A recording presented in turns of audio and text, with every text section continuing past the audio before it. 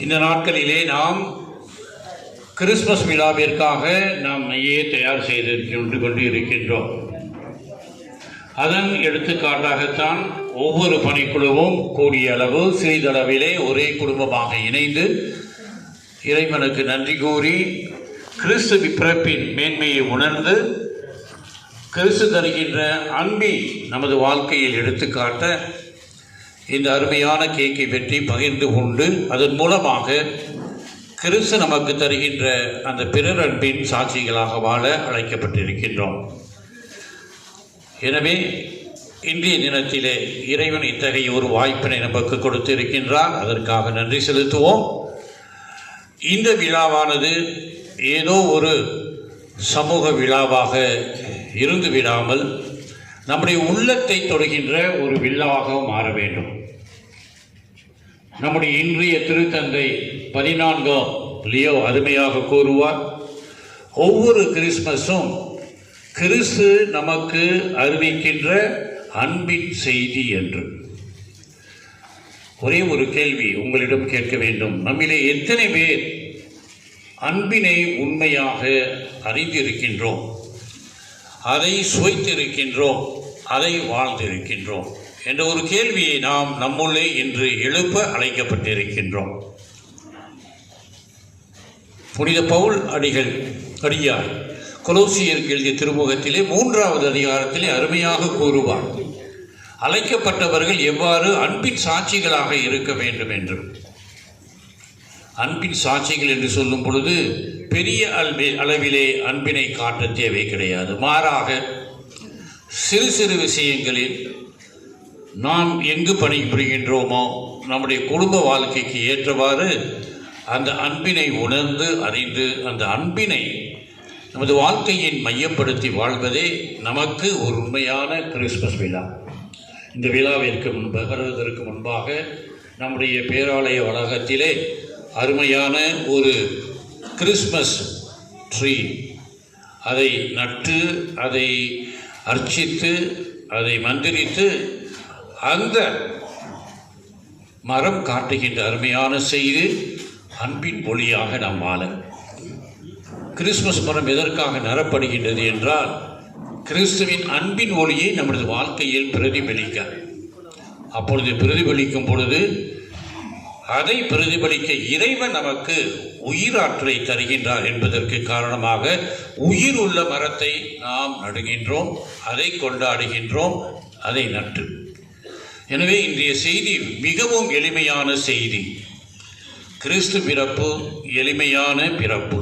அந்த எளிமையான பிறப்பை நாம் அன்பினை காட்டுகின்ற மக்களாக, அன்பு என்று சொல்லும் பொழுது அன்பு செய்கிற மக்களை மட்டுமல்ல, நமது எதிரிகளையும் அன்பு செய்யக்கூடிய ஒரு மனப்பான்மை நமக்கு தேவை. நமது குடும்பத்திலே வெறுப்பு எவ்வளவு இருக்கின்றது, நமது குடும்பத்திலே எதையும் கண்டுகொள்ளாத நிலையில் நாம் வாழ்ந்து கொண்டிருக்கின்றோம். குடும்பத்திலே விட்டு கொடுக்கும் மனப்பான்மை இல்லாமல் நாம் வாழ்ந்து கொண்டிருக்கின்றோம். திரு அவையிலே நாம் செய்கின்ற ஒவ்வொரு ஒத்துழைப்பும் எத்தகைய என்று பார்க்கும் பொழுது பல சமயங்களிலே நம்மிடையே போட்டிகள். ஒரு பங்கிலே ஒரு பேரவை நடத்துவது ஒரு அரசியல் கட்சிகள் நடத்துகின்ற வரையில் சில பங்குகளை செய்கிறாங்க.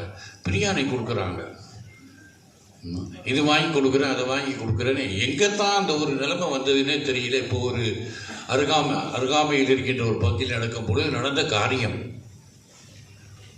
எதற்கு நான் சொல்லுகின்றேன் என்றால், கிறிஸ்தவர்கள் என்ற வாயளவிலே நாம் வாழ்ந்து கொண்டிருக்கின்றோமே தவிர உள்ள அளவிலே செயலளவிலே இன்னும் வாழ முயற்சிக்கவில்லை. முயற்சித்தாலும் அதில் வெற்றி பெறாத நிலையில் இருக்கின்றோம் என்ற உண்மையை உணர்ந்து இந்த கிறிஸ்மஸ் விழாவாவது உங்களுக்கு ஒரு மாற்றத்தை ஏற்படுத்த வேண்டும், ஒரு தாக்கத்தை ஏற்படுத்த வேண்டும்.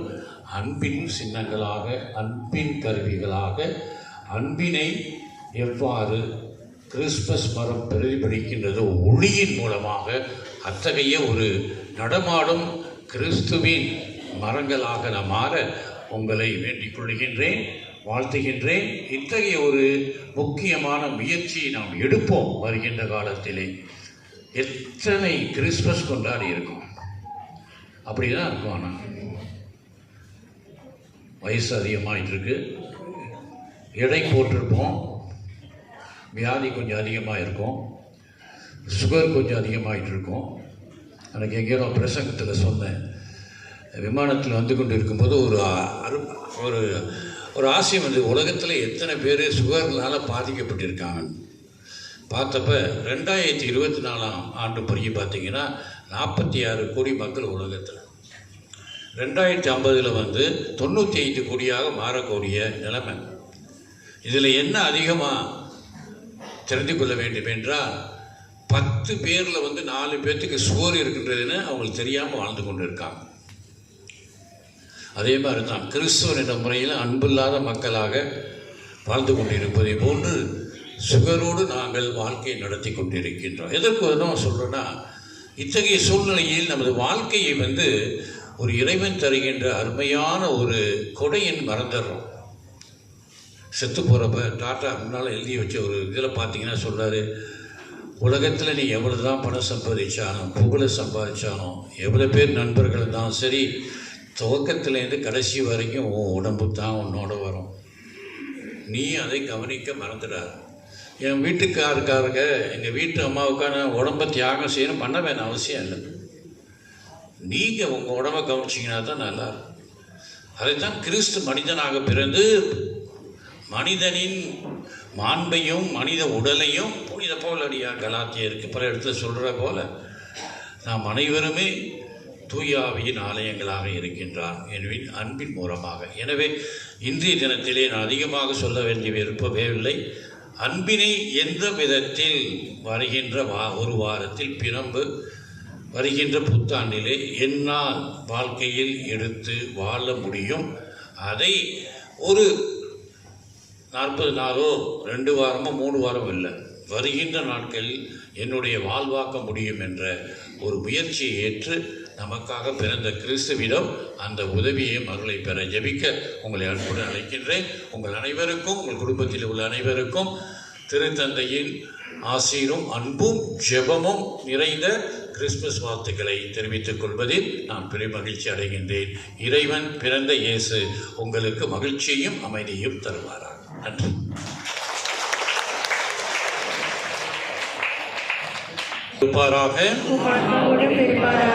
எல்லாம் வல்ல இறைவன் தந்தை, மகன், தூய ஆவியார் உங்கள் அனைவரையும் நிறைவாக ஆசீர்வதிப்பாராக.